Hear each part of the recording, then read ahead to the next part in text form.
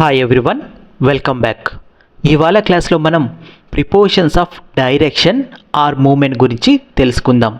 చూడండి, ఇక్కడ ఉన్న ప్రిపోజిషన్స్ మొత్తం ఏదైనా ఒక ఆబ్జెక్ట్ ఒక వైపుకి వెళ్తుంటే ఆ యాక్షన్ గురించి చెప్పడానికి యూజ్ చేసేది.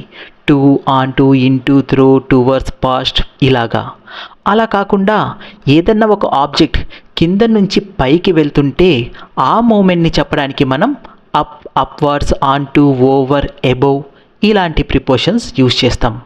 అలా కాకుండా ఏదన్నా ఒక యాక్షన్ కిందకి జరుగుతుంది అనుకోండి, అంటే మూమెంట్ కిందకి ఉంది అనుకోండి, అప్పుడు మనం డౌన్, అండర్, బిలోని యూజ్ చేస్తాం.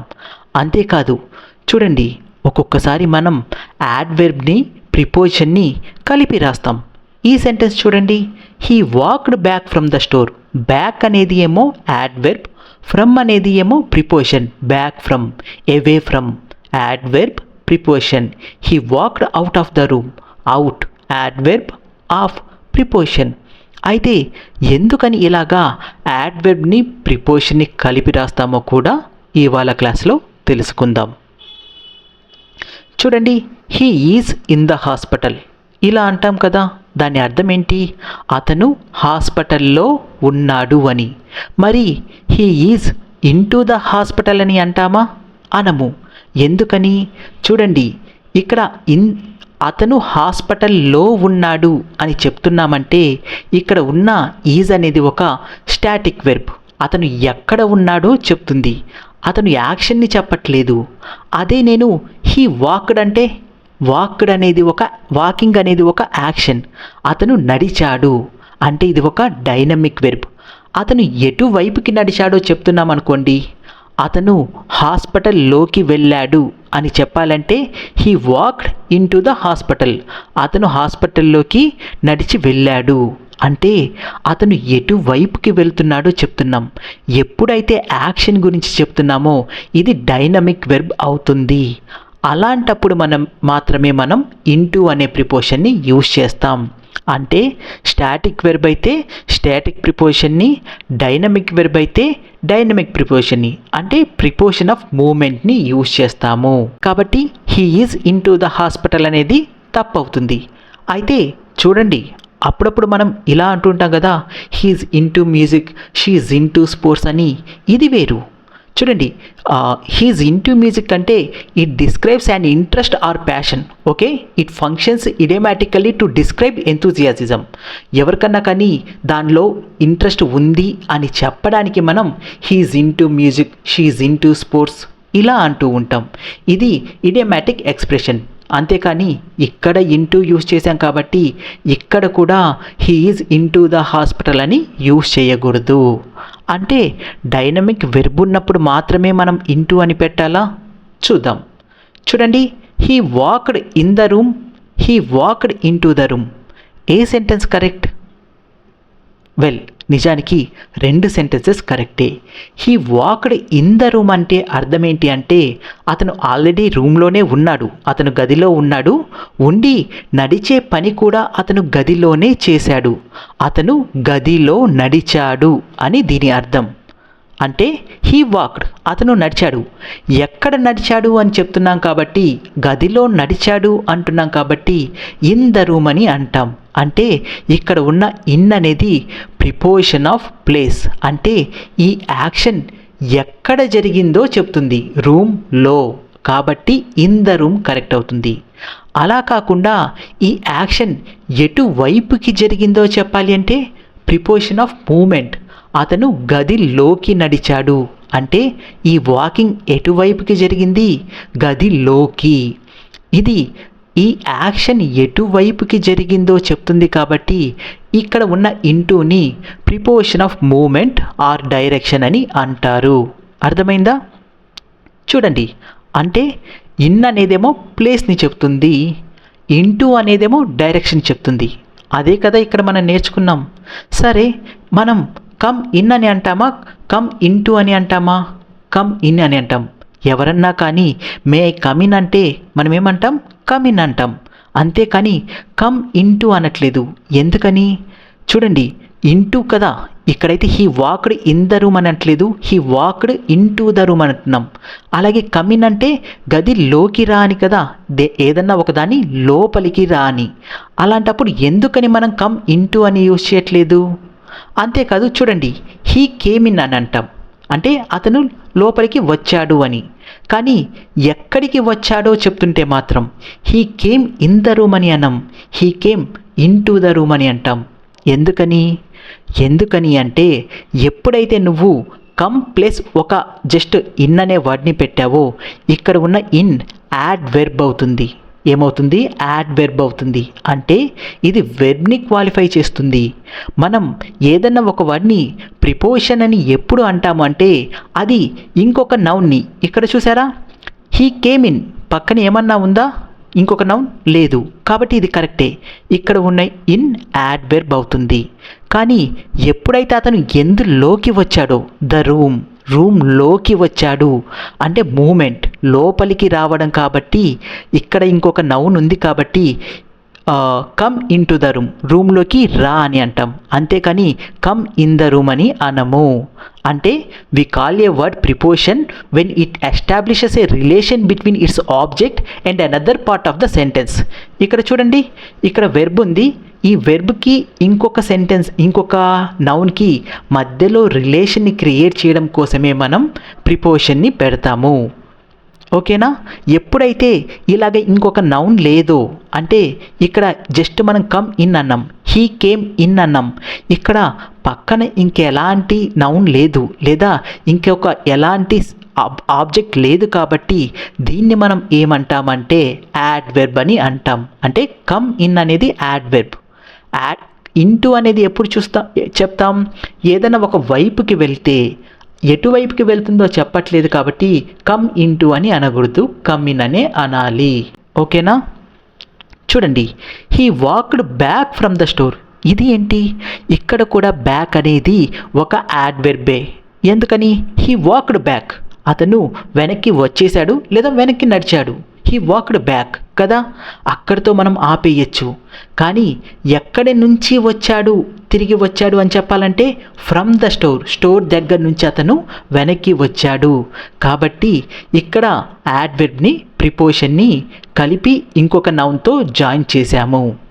కాబట్టి ఇక్కడ ద స్టోర్ అనే నౌన్ వచ్చింది కాబట్టి ఈ స్టోర్ అనే నౌన్ని ఈ వాక్డ్ బ్యాక్ని కలపడానికి ఫ్రమ్ అనే ప్రిపోజిషన్ని యాడ్ చేశాము.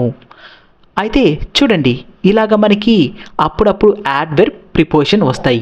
ఇప్పుడే చూసాం కదా, he walked back from the store. అలాగే he walked away from the danger, he walked out of the room. ఇక్కడ చూసారా, అవే అనేది యాడ్ వెర్బ్, ఫ్రమ్ అనేది ప్రిపోజిషన్, అవుట్ అనేది యాడ్ వెర్బ్, ఆఫ్ అనేది ప్రిపోజిషన్. అయితే ఎందుకని మనం ఇలాగా యాడ్ వెర్బ్ని, ప్రిపోజిషన్ని కలిపి రాస్తాము అండ్ ఏ ప్రిపోజిషన్స్ని కలిపి రాయొచ్చో కూడా ఇవాళ క్లాస్లో తెలుసుకుందాం. అయితే అసలు ఫస్ట్ మనకి ప్రిపోజిషన్స్ ఎందుకు యూజ్ చేయాలో తెలుసుకుందాం. చూడండి, హీ పెయింటెడ్ ద స్కూల్. దీని అర్థం ఏంటి? అతను స్కూల్కి పెయింట్ వేశాడు. అంటే ఈ పెయింట్ వేసే యాక్షన్ దేని మీద జరిగింది? స్కూల్ మీద జరిగింది. అలా కాకుండా హీ వాక్డ్ అన్నాను అనుకోండి, దాని అర్థం ఏంటి? అతను నడిచాడు. కానీ ఎక్కడికి నడిచాడో చెప్తున్నాను అనుకోండి, హీ వాక్డ్ ద స్కూల్ అని అంటామా? హీ పెయింటెడ్ ద స్కూల్ అన్నాం, కానీ హీ వాక్డ్ ద స్కూల్ అని అనొచ్చా? అనకూడదు. ఎందుకని అంటే ఇప్పుడే చెప్పాను కదా, ఏదైతే వెర్బ్ ఉందో ఆ వెర్బ్కి సంబంధించిన యాక్షన్ దాని పక్కనే ఉన్న నౌన్ మీద జరిగితే ఎలాంటి ప్రిపోజిషన్ అవసరం లేదు. హీ పెయింటెడ్ ద స్కూల్, అతను స్కూల్కి పెయింట్ వేశాడు. హీ డెస్ట్రాయిడ్ ద స్కూల్, అతను స్కూల్ని డెస్ట్రాయ్ చేశాడు. ఈ యాక్షన్ ఆ స్కూల్ మీద జరుగుతుంది. కానీ వాకింగ్ అనే యాక్షన్ స్కూల్ మీద జరుగుతుందా? జరగట్లేదు. వాకింగ్ అనేది స్కూల్ వైపుకి జరుగుతుంది. అంటే ఇక్కడ జరిగే యాక్షన్, ఈ మూమెంట్ ఇటు వైపుకి జరుగుతుంది. కాబట్టి ఇక్కడ ఉన్న స్కూల్ అనేది డైరెక్ట్ ఆబ్జెక్ట్ అవుతుంది, ఇక్కడ ఉన్న స్కూల్ అనేది ఇండైరెక్ట్ ఆబ్జెక్ట్ అవుతుంది. అంటే వెర్బ్ అనేది డైరెక్ట్గా నౌన్ని క్వాలిఫై చేస్తే డైరెక్ట్ ఆబ్జెక్ట్, అలా క్వాలిఫై చెయ్యకపోతే ఇండైరెక్ట్ ఆబ్జెక్ట్. మనం పెయింటెడ్ ద స్కూల్ అని అంటాం కానీ వాక్డ్ ద స్కూల్ అని అంటామా? అనం. కాబట్టి ఎప్పుడైతే మనం ఇండైరెక్ట్ ఆబ్జెక్ట్ని ఒక వెర్బ్ పక్కన కానీ ఇంకొక నౌన్ పక్కన కానీ లేదా ఇంకొక యాడ్వర్బ్ పక్కన కానీ పెడుతున్నామో మనం వాటి మధ్యలో రిలేషన్ క్రియేట్ చేయడానికి ఒక ప్రిపోజిషన్ని యూజ్ చేయాలి. ఎలాంటి ప్రిపోజిషన్? ఏదైనా యూజ్ చేయొచ్చు. For example, he walked in the school అంటే అతను స్కూల్లో నడిచాడు. He walked to the school అతను స్కూల్కి నడిచాడు. He walked into the school అతను స్కూల్ లోపలికి నడిచాడు. ఇలాగా ఏ ప్రిపోజిషన్ అయినా కానీ మనకి తగ్గట్లు యూజ్ చేసుకోవచ్చు. అయితే ఎప్పుడు ఏ ప్రిపోజిషన్ యూజ్ చేయాలి అన్నది నేను తర్వాత చెప్తాను. ఇప్పుడు జస్ట్ మీకు డైరెక్ట్ ఆబ్జెక్ట్ అంటే ఏంటి, ఇండైరెక్ట్ ఆబ్జెక్ట్ అంటే ఏంటి, ఎప్పుడు ప్రిపోజిషన్ని పెట్టాలి అన్నది ఎక్స్ప్లెయిన్ చేస్తున్నాను. ఓకేనా? చూడండి, షీ కాల్డ్ ఆమె పిలిచింది. ఎవరిని పిలిచింది? ఎవరిని పిలిచిందో చెప్తున్నామంటే వాళ్ళ మీద ఆ యాక్షన్ జరిగింది. కాల్డ్ రామ్ రామ్ని పిలిచింది. అదే ఇలా చెప్పచ్చా? She called Ram her house అని చెప్పచ్చా? హర్ హౌస్కి కాల్డ్కి ఏదైనా రిలేషన్ ఉందా? కాల్డ్ హర్ హౌస్ ఎలాంటి రిలేషన్ లేదు. రామ్ హర్ హౌస్ రామ్కి హర్ హౌస్కి కూడా రిలేషన్ లేదు. కానీ నేను ఏం చెప్పాలి అనుకుంటున్నానంటే ఆమె రామ్ని తన ఇంటికి పిలిచింది అని చెప్పాలి అనుకోండి. అప్పుడు నేనేం చేస్తానంటే రామ్కి హర్ హౌస్కి మధ్యలో ఒక ప్రిపోజిషన్ పెట్టి రిలేషన్ని ఎస్టాబ్లిష్ చేస్తాను. She called Ram to her house ఆమె రామ్ని తన ఇంటికి పిలిచింది. చూసారా? అందుకనే ఇంకొక డైరెక్ట్ ఆబ్జెక్ట్కి ఇండైరెక్ట్ ఆబ్జెక్ట్కి లేదా వెర్బ్కి ఇంకొక ఇండైరెక్ట్ ఆబ్జెక్ట్కి మధ్యలో రిలేషన్ క్రియేట్ చేయడానికే మనం అంటే టూని కాదు, ఇన్ కానీ టూ కానీ ఇన్ టూ కానీ బై కానీ త్రూ కానీ ఇలాంటి ఏదో ఒక ప్రిపోజిషన్ని మనము ప్లేస్ చేస్తాము. ఓకేనా? ఓకే, చూడండి, he goes work everyday. Called Ram relation ఉంది అంటే direct object. Called her house direct object కాదు. గోస్ వర్క్ డైరెక్ట్ ఆబ్జెక్టా? కాదు, ఇండైరెక్ట్ ఆబ్జెక్ట్. మరి ఇలా చెప్పచ్చా? హీ స్టాప్డ్ ద వర్క్ అని చెప్పచ్చా? చెప్పచ్చు. స్టాప్డ్ ద వర్క్ అతను ఆ పని ఆపేశాడు. హీ స్టాప్డ్ దట్ వర్క్ అతను ఆ పని ఆపేశాడు. అంటే ఇక్కడ ద వర్క్ అనేది డైరెక్ట్ ఆబ్జెక్ట్ అవుతుంది. దీని మీద ఏం యాక్షన్ జరిగింది? ఆపేయడం అనే యాక్షన్ జరిగింది. కానీ హీ గోస్ అంటే అతను వెళ్ళాడు ఎక్కడికి, లేదా అతను వెళ్తాడు ఎక్కడికి? వర్క్ ఎవ్రీడే ప్రతిరోజు పనికి. కాబట్టి ఇక్కడ ఒక ప్రిపోజిషన్ యూజ్ చేయాలి. He goes to work everyday అతను ప్రతిరోజు పనికి వెళతాడు. ఒక నౌన్కి ఇంకొక వెర్బ్కి మధ్యలో రిలేషన్ క్రియేట్ చేయడానికే మనం ఈ ప్రిపోజిషన్స్ని యూజ్ చేస్తాము. సో ఇప్పుడు మనం to, into, on to, through ఈ ప్రిపోజిషన్స్ మొత్తం గురించి తెలుసుకుందాం. చూడండి, టు అంటే ఆల్రెడీ మీకు తెలుసు, ఇంటూ అన్నాకని తెలుసు. అయితే చూడండి, ఇక్కడ టూ ఇంటూ రెండు పెట్టచ్చా? పెడితే దాని మీనింగ్ ఏమవుతుందో చూద్దాం. He came to my house to see me. He came into my house to see me. మీరు ఏ సెంటెన్స్ కరెక్ట్ అనుకుంటున్నారు? వెల్, నిజానికి రెండు సెంటెన్సెస్ కరెక్టే. అయితే వీటి మీనింగే వేరుగా ఉంటుంది. ఎప్పుడైతే మనం ఒక పర్సన్ మనల్ని చూడడానికి వచ్చాడో మనం ఇలా అంటూ ఉంటాం కదా, అతను నన్ను చూడటానికి మా ఇంటికి వచ్చాడు. ఇంటికి, చూసారా, ఇంటికి అంటున్నాను. ఎప్పుడైతే మనము అతని డెస్టినేషన్, అతని ఎక్కడికి వచ్చాడో చెబుతున్నామో అప్పుడు మనం టూని యూజ్ చేస్తాం. He came to my house to see me. అతను నన్ను చూడడానికి మా ఇంటికి వచ్చాడు. కానీ ఎప్పుడైతే నేను టూ అని యూజ్ చేశానో ఇక్కడ రెండు పాసిబిలిటీస్ ఉంటాయి.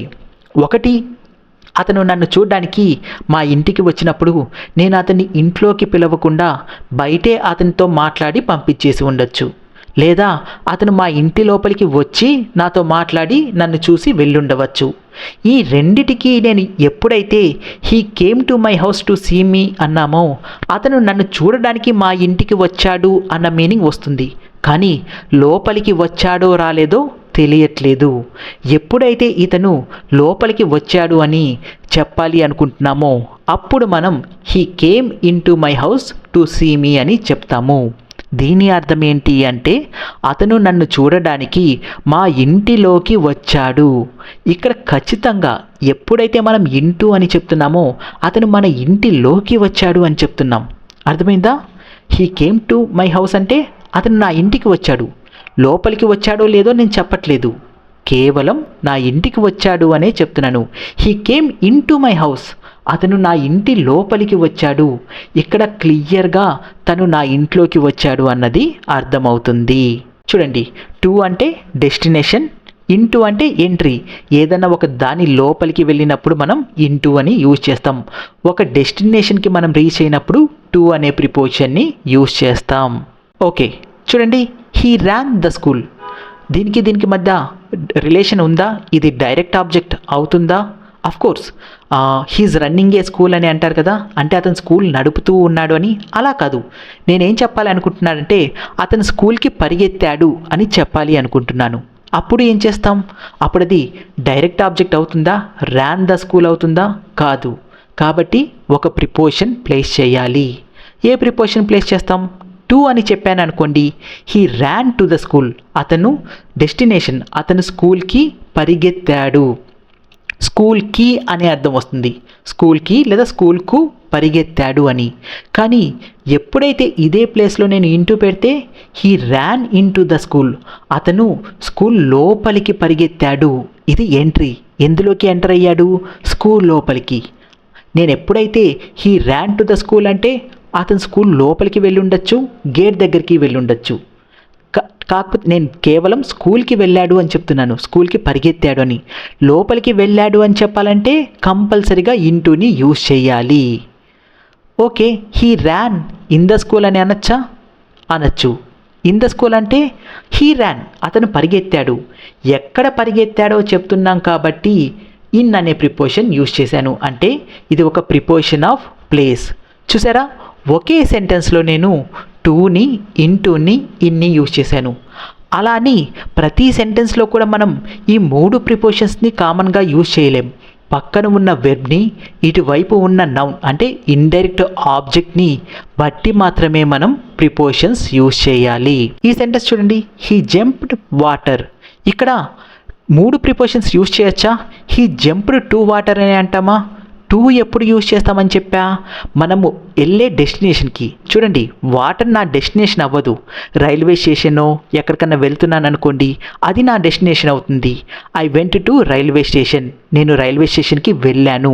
కానీ జంప్ అనేది నేను వాటర్లోకి దూకాను అంటాం. నేను వాటర్కి దూకాను అని అంటామా? వాటర్కి దూకాము అని అన్నాం. అంటే జంప్ అనేది, వాటర్ అనేది డెస్టినేషన్ అవ్వదు. అంటే ఇక్కడ ఉన్న వెర్బు, ఇక్కడ ఉన్న నౌన్కి డెస్టినేషన్ అవ్వదు. వాటర్లోకి దూకాము అని అంటాం కదా, కాబట్టి ఎంట్రీ ఇంటూ యూజ్ చేయొచ్చు. He jumped in to water, అతను వాటర్లోకి దూకాడు. అయితే ఇన్ యూజ్ చేయొచ్చా? అఫ్ కోర్స్ యూజ్ చేయొచ్చు. హీ జంప్డ్ ఇన్ వాటర్ అంటే అతను ఆల్రెడీ వాటర్లోనే ఉండి అక్కడక్కడే జంప్ చేస్తుంటే కనుక, ఏదన్నా మనం పూల్లోకి వెళ్ళి జంప్ చేస్తూ ఉంటాం కదా, అలాగా he jumped in the water అనొచ్చు. కానీ హీ జంప్డ్ టు వాటర్ అని మాత్రం అనలేము. ఓకేనా? ఇది చూడండి, హీ స్విమ్స్ డాష్ వాటర్. ఇక్కడ కూడా అన్ని ప్రిపోజిషన్స్ యూజ్ చేయొచ్చా? హీ స్విమ్స్ టు వాటర్ అని అంటామా? చూడండి, మనము స్విమ్ చేస్తున్నామంటేనే ఆల్రెడీ వాటర్లో ఉన్నామని. ఓకేనా? కాబట్టి ఇంకా మళ్ళీ మన డెస్టినేషన్ హీ స్విమ్స్ టు అని ఎందుకు యూజ్ చేస్తాం? యూజ్ చేయలేం. మరి he swims in to water అని అంటామా? చూడండి, ఆల్రెడీ అతను వాటర్లోనే ఉన్నాడు. వాటర్ బయట నుంచి ఇంకొక దానికి వెళ్తే ఇంటూ యూజ్ చేస్తాం. ఇంటూ అనేది బయట నుంచి దాని లోపలికి వెళ్తే, అతను ఆల్రెడీ వాటర్లోనే ఉన్నాడు కాబట్టి he swims in to water, ఇంటూని కూడా యూజ్ చేయలేం. మరి ఏం యూజ్ చేయొచ్చు? ఇన్ యూజ్ చేయొచ్చు. హీ స్విమ్స్ ఇన్ వాటర్ లేదా హీ స్విమ్స్ అన్నా కానీ సరిపోతుంది. అతను వాటర్లో స్విమ్ చేస్తాడు అని. చూసారా? అంటే ఇక్కడ ఉన్న వెర్బు, ఇక్కడ ఉన్న నౌన్ని బట్టి మనం ప్రిపోజిషన్ని సెట్ చేయాలి. ప్రతి దానికి అన్ని ప్రిపోజిషన్స్ సెట్ అవ్వవు. ఓకేనా? అయితే చూడండి, ఈ ప్రిపోజిషన్ టు ఇంటూ మధ్యలో ఎంత డిఫరెన్స్ ఉంటుందో చూడండి. నేను he changes the flower to a bird అన్నాను. He changed the flower in to a bird అన్నాను. ఎప్పుడైతే నేను he changed the flower to a bird అన్నానో దాని అర్థం ఏంటంటే అతను ఒక పువ్వు ఉంటే గనక ఆ పువ్వుని తీసేసి ఆ ప్లేస్లో ఒక బర్డ్ని రీప్లేస్ చేశాడు అన్న అర్థం వస్తుంది. అంటే if I say he change the flower to a bird, it means that he replace the flower with a bird. Okay, it means that he remove the flower and put a bird in its place. అంటే ఇది ఒక సబ్స్టిట్యూట్ని focus చేస్తుంది. ఫ్లవర్ని తీసేసి, already flower ఉంది, దాన్ని తీసేసి బర్డ్ని పెట్టాడు. కానీ ఎప్పుడైతే నేను he changed the flower into a bird అన్నానో, చూడండి, ఇంటూ ఏ బర్డ్ అన్నానో, it indicates that the flower was transformed into a bird. Magicians చేస్తూ ఉంటారు కదా, ఒక ఫ్లవర్ని గాల్లో ఇలా అనేసి దాన్ని బర్డ్గా మార్చేస్తారు కదా, అలాగా ఏదైనా ట్రాన్స్ఫర్మేషన్ జరిగినప్పుడు ఫ్లవర్ ఇంటూ బర్డ్ అంటాం. అంటే అతను ఫ్లవర్ని బర్డ్గా మార్చేశాడు. ఇక్కడ ఫ్లవర్ని తీసేసి బర్డ్ని రీప్లేస్ చేశాడు. అంటే ఇక్కడ ఉన్న టు రీప్లేస్మెంట్ని చెప్తుంటే ఇక్కడ ఉన్న ఇంటూ ట్రాన్స్ఫర్మేషన్ని చెప్తుంది. అయితే ఇది మనం prepositions of state or transformation గురించి చెప్పేటప్పుడు తెలుసుకుందాం. ఓకేనా? ఓకే, ఇప్పుడు ఆన్ టు త్రూ గురించి తెలుసుకుందాం. చూడండి, ఒక పర్సన్ ఒక ప్లేస్లో నుంచి ఇంకొక దాని మీదకి దూకినా కానీ, లేదా ఒక దాని మీద నుంచి అక్కడే దూకుతూ ఉన్నా కానీ మనం ప్రిపోజిషన్ ఆన్ని యూజ్ చేస్తాం. He jumped on the table. కానీ ఆన్ టుని ఎప్పుడు యూజ్ చేస్తాం? చూడండి, అతను టేబుల్ మీద జంప్ చేశాడు అంటే he jumped on the table. అంతేకాదు, అతను టేబుల్ మీదకి జంప్ చేశాడు అన్నా కానీ he jumped on the table అని అంటాం.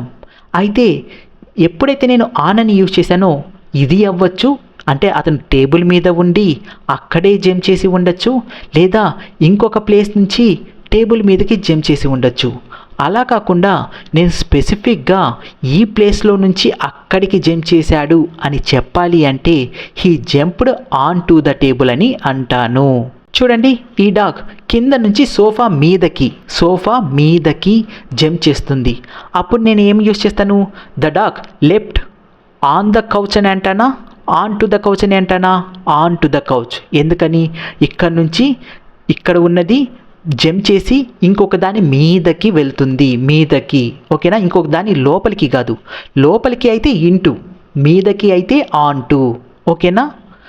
అదే ఇది చూడండి, ఇక్కడ ఉన్న డాగ్ ఆల్రెడీ సోఫా మీదే ఉంది, అక్కడే జంప్ చేస్తూ ఉంది అక్కడ నుంచి. అప్పుడు ఏమని చెప్తాను? The dog is jumping on the couch అని అంటాను. ఇక్కడ మాత్రం the dog is jumping on to the couch అని అనను. అలా కాకుండా ఏదన్నా ఒక ప్లేస్ నుంచి సపోజ్ సోఫా నుండి దూకింది అని చెప్పాలి అంటే ఈ కుక్క ఆల్రెడీ సోఫా మీద ఉంది, అక్కడ నుండి దూకింది అని చెప్పాలంటే అప్పుడు ఏ ప్రిపోజిషన్ యూజ్ చేస్తాం? The dog jumped from the couch అని అంటాము.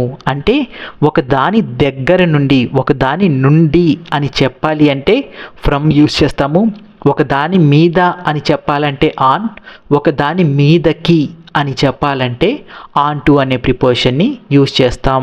ఇంకొక ఎగ్జాంపుల్ చూడండి, the water fell from the mountain into the river. The water fell from the mountain అంటే మౌంటైన్ మీద నుంచి వాటర్ పడింది. ఎందులోకి పడింది? ఇన్ టు ద రివర్, రివర్లోకి. చూసారా, లోకి అంటున్నా. ఎందుకని? ఇన్ టు అనే ప్రిపోజిషన్ వచ్చింది కాబట్టి. నుండి అంటున్నా, మౌంటైన్ నుండి. ఎందుకని? ఫ్రమ్ అనే ప్రిపోజిషన్ వచ్చింది కాబట్టి. అంటే ఒక దాని ఆరిజిన్ ఎక్కడి నుంచి జరిగింది అని చెప్పాలంటే ఫ్రమ్, ఎందులోకి అని చెప్పాలంటే ఇంటూ, దేని మీదకి చెప్పాలంటే ఆన్ టు ప్రిపోజిషన్ని యూజ్ చేస్తాం. మరి త్రూని ఎప్పుడు యూజ్ చేస్తాం? చూడండి, ఒక బుల్లెట్ వెళ్ళింది, ఏ బుల్లెట్ వెంట్. అయితే అది ఒకరి బాడీ లోపలికి వెళ్ళింది అనుకోండి, a bullet went his body అని అంటామా? Went his body. ఇక్కడ ఉన్న వెర్బ్కి ఇక్కడ ఉన్న నౌన్కి కనెక్షన్ ఉందా? ఇది డైరెక్ట్ ఆబ్జెక్ట్ అవుతుందా? అవ్వట్లేదు. ఇది ఒక ఇండైరెక్ట్ ఆబ్జెక్ట్. ఎందుకని? ఇక్కడ ఉన్న వెంట్ అనే యాక్షన్ ఇక్కడ ఉన్న హిజ్ బాడీ మీద జరగట్లేదు కాబట్టి ప్రిపోజిషన్ యూజ్ చేయాలి. ఏ ప్రిపోజిషన్ యూజ్ చేస్తాం? A bullet went onto his body అంటామా? అంటే బుల్లెట్ అనేది ఇలా వెళ్ళి అతని బాడీ మీదకి వెళ్తుందా? కాదు, అయితే బాడీ లోపలికి వెళ్తుంది. అలా లోపలికి అని యూజ్ చేయాలంటే లోపలికి ఇంటూ అనే ప్రిపోజిషన్ యూజ్ చేస్తాము. ఒక బుల్లెట్ తన బాడీలోకి పోయింది. A bullet went into his body. కానీ చూడండి, ఒక్కొక్కసారి షూట్ చేసినప్పుడు బుల్లెట్ తన బాడీలోంచి ఎంటర్ అయ్యి బయటికి వెళ్ళిపోతుంది.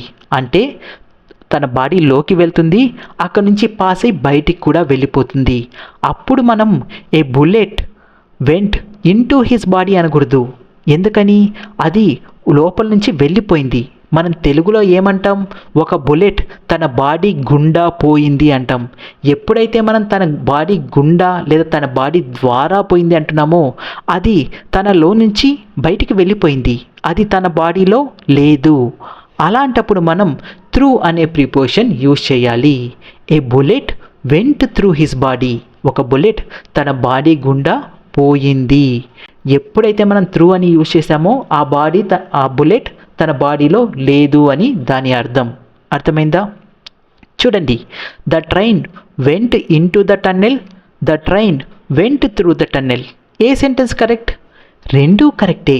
నేను ఎప్పుడైతే the train went into the tunnel అన్నానో నా ఫోకస్ అంతా దేని మీద ఉంది అంటే ఒక ట్రైన్ టన్నెల్లోకి వెళ్ళింది అని చెప్తున్నాను.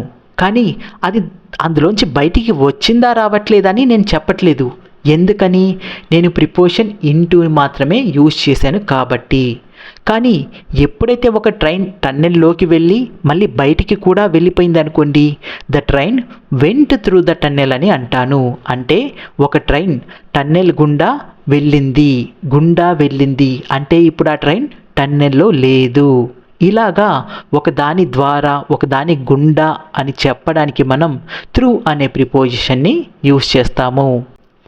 చూడండి, I'm going to the store అంటే నేను స్టోర్కి వెళ్తున్నాను. స్టోర్కి అంటే నా డెస్టినేషన్. అదే I'm going in to the store అంటే నేను స్టోర్లోకి వెళ్తున్నాను. స్టోర్కి కాదు, స్టోర్లోకి. అంటే నేను ఇక్కడ స్టోర్లోకి ఎంటర్ అవుతున్నాను. అలా కాకుండా మనం అప్పుడప్పుడు నేను స్టోర్ వైపు వెళ్తున్నాను అని చెప్తాం కదా. అంటే ఇది నా డైరెక్షన్, నా డెస్టినేషన్ కాదు. టు నా డెస్టినేషన్, ఇంటూ నా ఎంట్రీ, వైపు అంటే నేను ఆ డైరెక్షన్లో వెళ్తున్నాను అని చెప్పడానికి. అది నా డెస్టినేషన్ కాదు. అప్పుడు మనం టు వర్డ్స్ని యూజ్ చేస్తాం. I'm going towards the store. నేను స్టోర్ వైపుగా వెళ్తున్నాను లేదా నేను స్టోర్ వైపు వెళుతున్నాను. అంటే మనం ఏ డైరెక్షన్లో వెళ్తున్నామో చెప్పాలి అంటే మనం ప్రిపోజిషన్ టువర్డ్స్ని యూజ్ చేస్తాము. They started walking towards the station.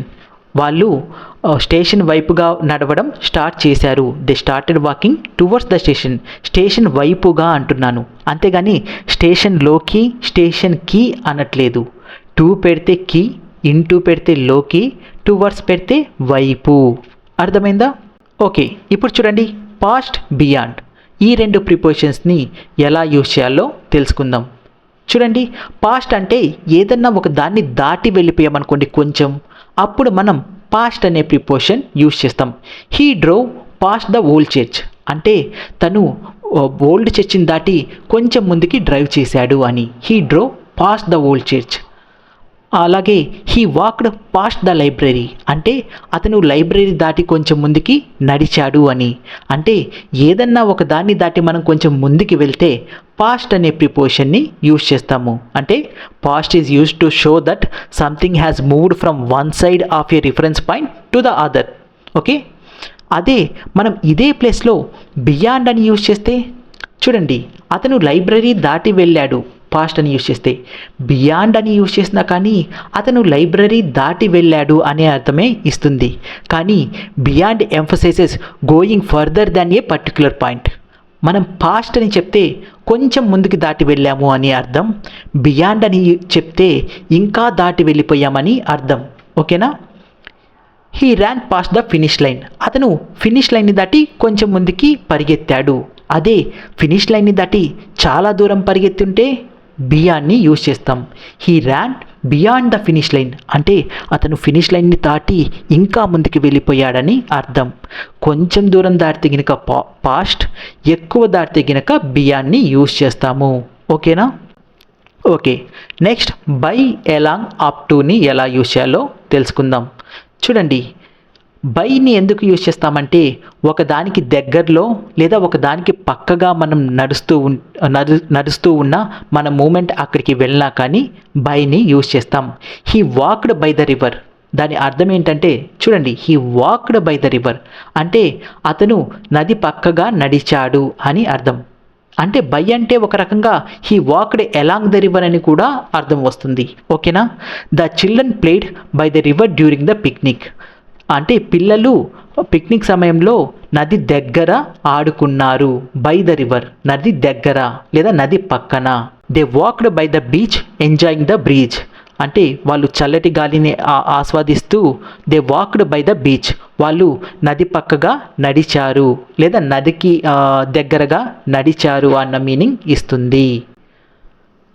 అదే చూడండి, ఎలాంగ్ అంటే ఇక్కడ he walked along the river bank అంటే అతను రివర్ బ్యాంక్ పక్కగా నడిచాడు లేదా రివర్ బ్యాంక్ వెంట నడిచాడు.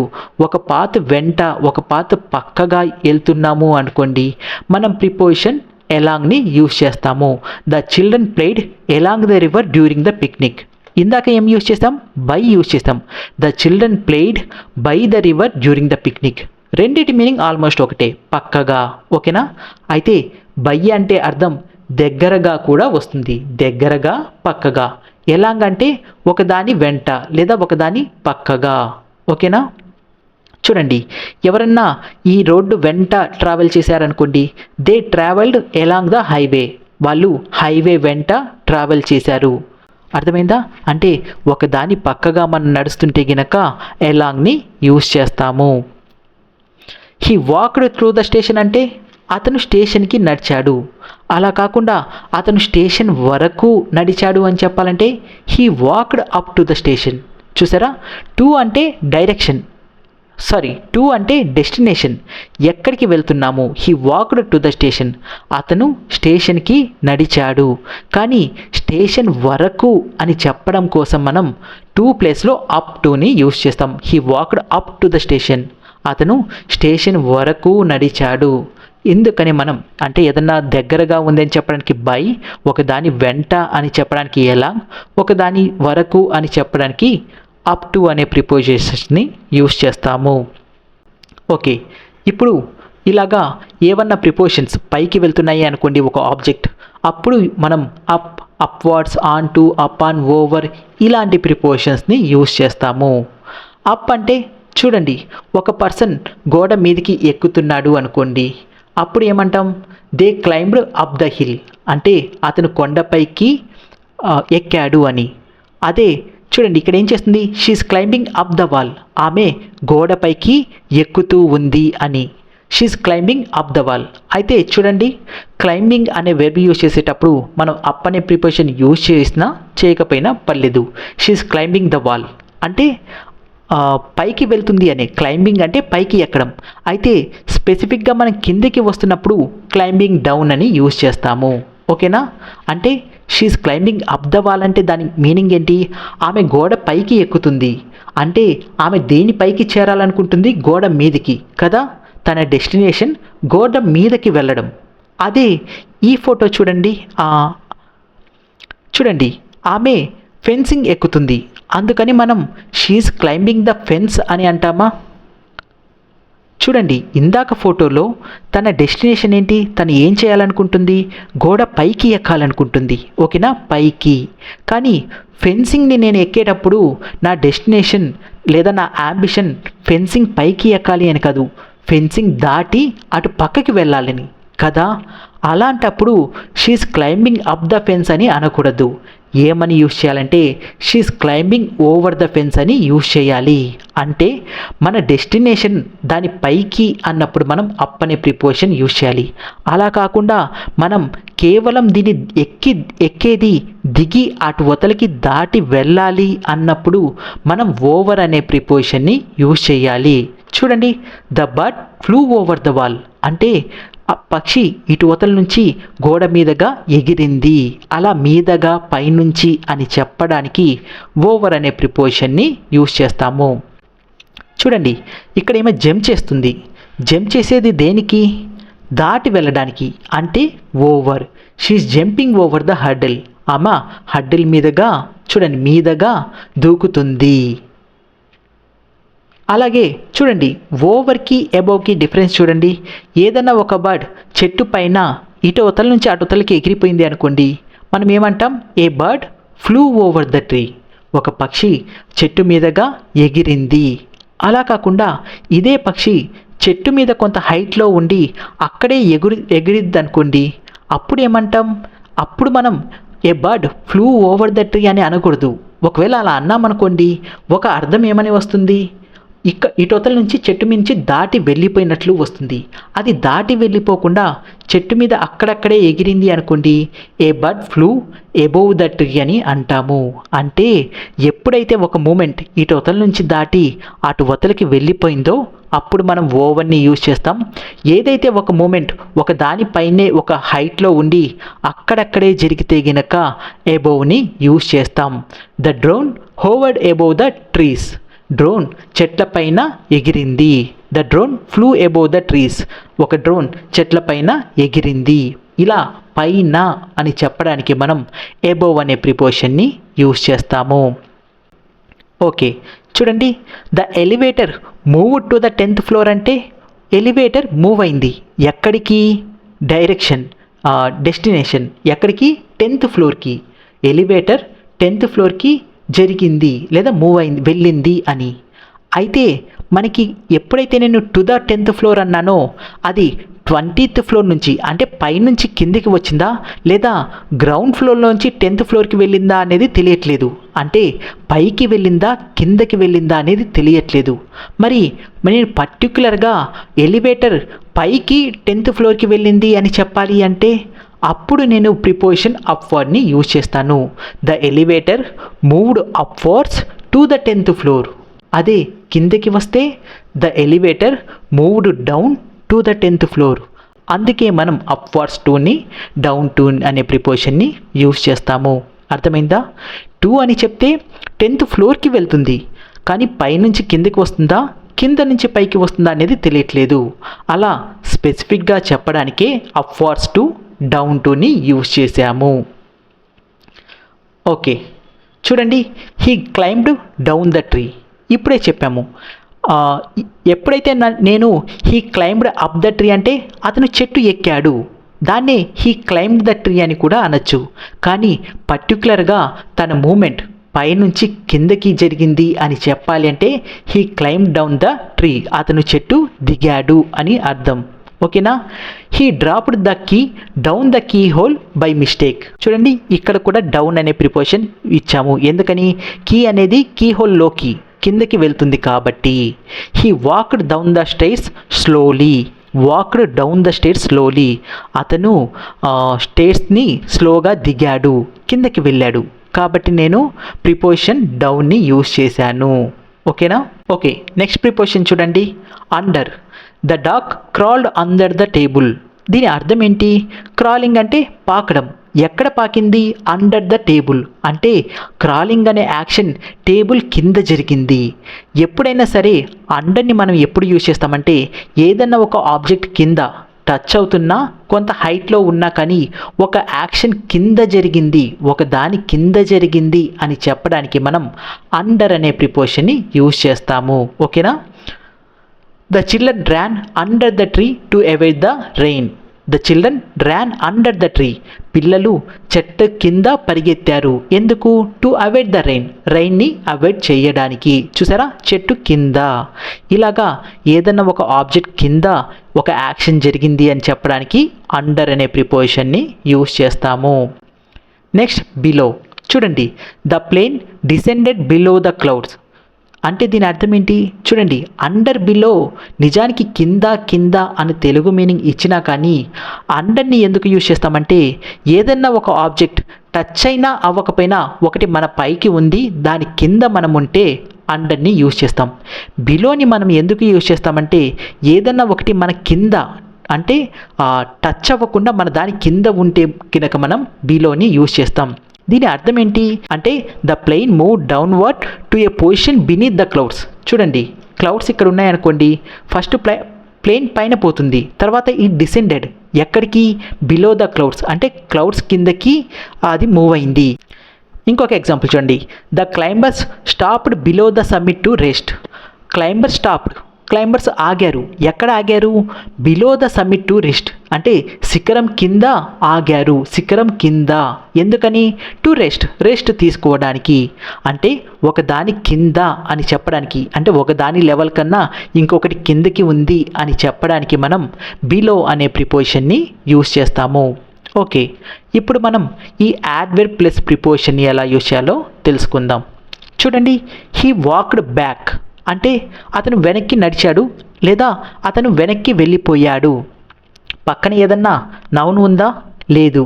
అంటే బ్యాక్ అనేది ఏంటిది, వెర్బ్ని క్వాలిఫై చేస్తుంది కాబట్టి ఇది ఒక యాడ్వర్బ్.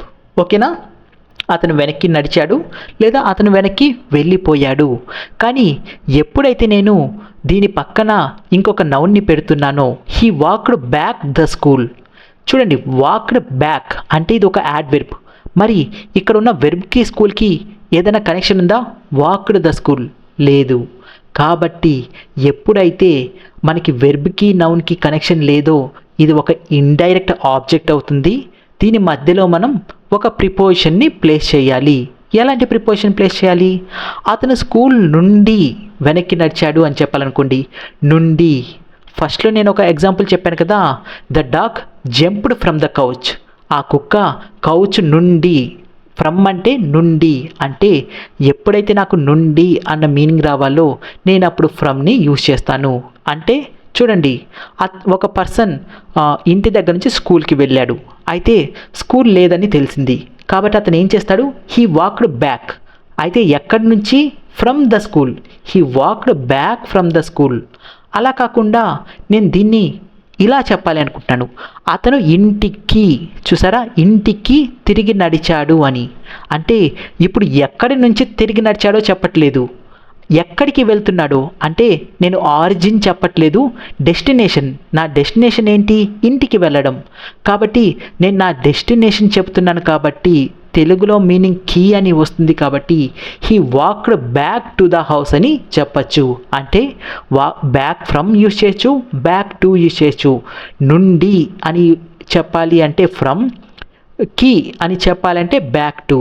అంటే అతను ఇంటికి తిరిగి వెళ్ళాడు అని, he walked back to the house. అలా కాకుండా అతను తిరిగి ఇంటిలోకి వెళ్ళాడు అని చెప్పాలంటే, అంటే నేను నా ఎంట్రీని చెప్తున్నాను, అలాంటప్పుడు ఏ ప్రిపోజిషన్ యూస్ చేస్తాం, into. He walked back into the house, అతను ఇంటిలోకి తిరిగి వెళ్ళాడు లేదా తిరిగి నడిచాడు అన్న మీనింగ్ వస్తుంది.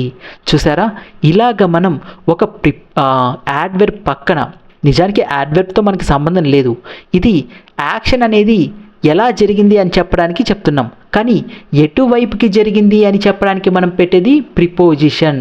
అర్థమైందా, ప్రిపోజిషన్. ఇది ప్రిపోజిషన్, ఇది యాడ్వర్బ్. ఓకే, ఇది చూడండి, అవే ఫ్రమ్. అవే అంటే దూరంగా. ఓకేనా, హీ ర్యాన్ అవే, అతను దూరంగా పరిగెత్తాడు. అయితే ఎక్కడి నుంచి, దేని నుంచి ఇలా చెప్పేటప్పుడు he ran away the dog. Ran the dog కరెక్టా, కాదు. కుక్క నుంచి అనుకోండి, he ran away from the dog, అతను కుక్క నుంచి దూరంగా పరిగెత్తాడు. He walked away from the danger, అతను డేంజర్ నుంచి దూరంగా వెళ్ళిపోయాడు అని మీనింగ్ వస్తుంది.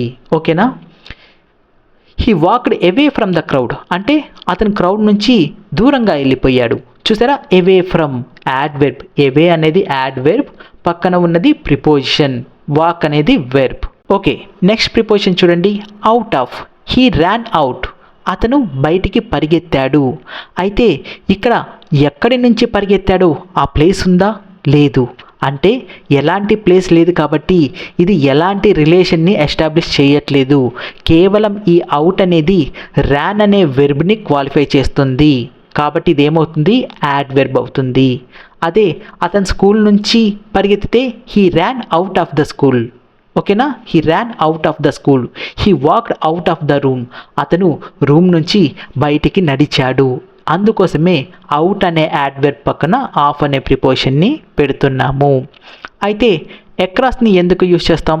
చూడండి, మనం ఒక రోడ్డు ఉందనుకోండి, ఆ రోడ్డు పక్కగా లేదా ఆ రోడ్డు వెంట నడవచ్చు, లేదా ఆ రోడ్లో ఇటువతల నుంచి అటువతలికి నడవచ్చు. అప్పుడు మనం ఏమంటాం? అవతలికి కదా, అవతలికి నడిచాను అని అంటాం. అలాంటప్పుడే షీ వాక్డ్, నడిచింది. కాకపోతే ఎటువైపుకి నడిచింది?